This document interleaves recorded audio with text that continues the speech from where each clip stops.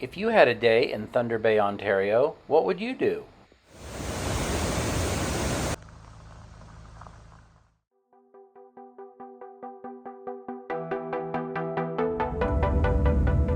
Thanks for coming to my video. This is about Thunder Bay and more importantly the area around it. We'd had a very pleasant flight on Air Canada from Toronto, but the next day was an entirely free day, and I really didn't know what we were going to do. Thunder Bay is on the northern shore of Lake Superior. We could tell from our flight in that if you were into camping or boating or outdoor activities, there was a lot to do in this area. We were a lot less sure if there was much to do in town itself. It has a population of about 100,000 people, and it looked like, from what we could see on the internet, that it had some good restaurants and a couple of brew pubs. Starting with the airport, everything was on a very manageable scale, and so we headed into town. To be fair, we arrived on a Sunday evening, but there wasn't a whole lot going on. You could, however, spot some interesting things just outside of town. The next morning, our plan came together. We're finding U-Ride, the Canadian equivalent of Uber or Lyft, pretty expensive at this point, so we rented a car. And if you're here for a day, I recommend you rent one too. You'll see why in a minute.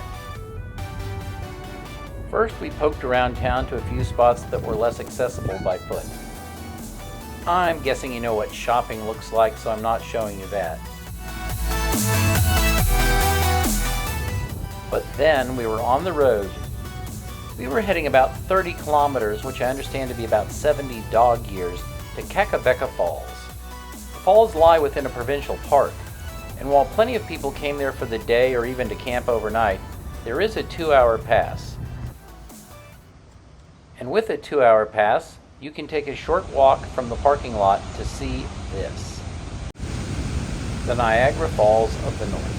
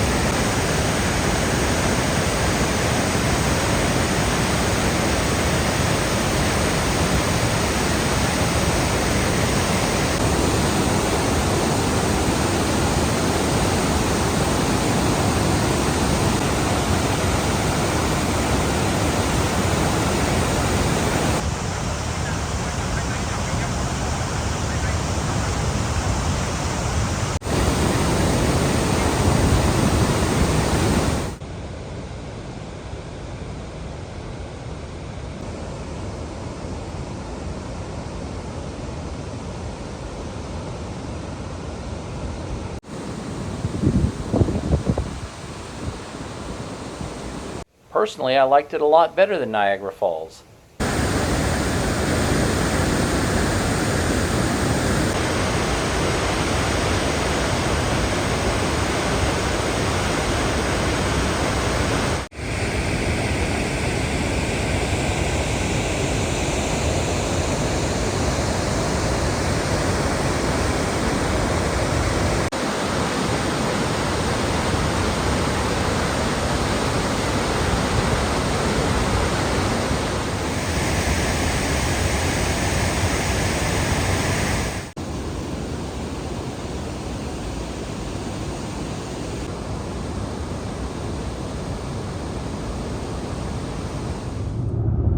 After finishing at the falls, my wife realized that we were close to where the Eastern time zone became the Central time zone, so we drove there.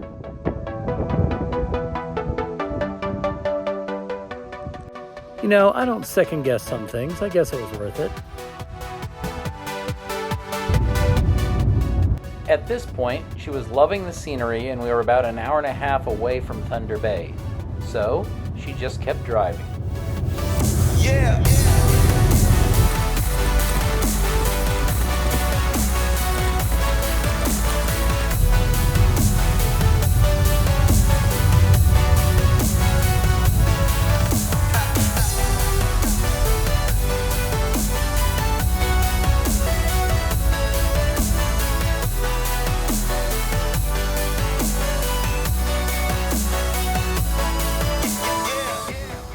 Throughout the day, we'd been seeing wild lupins along the side of the road, and at this point, feeling like Dennis Moore, I asked her to stop.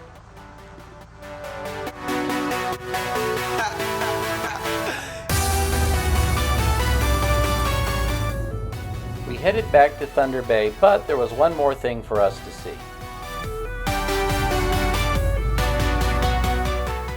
That cruise ship is the Viking Octantis expedition ship. Stay tuned.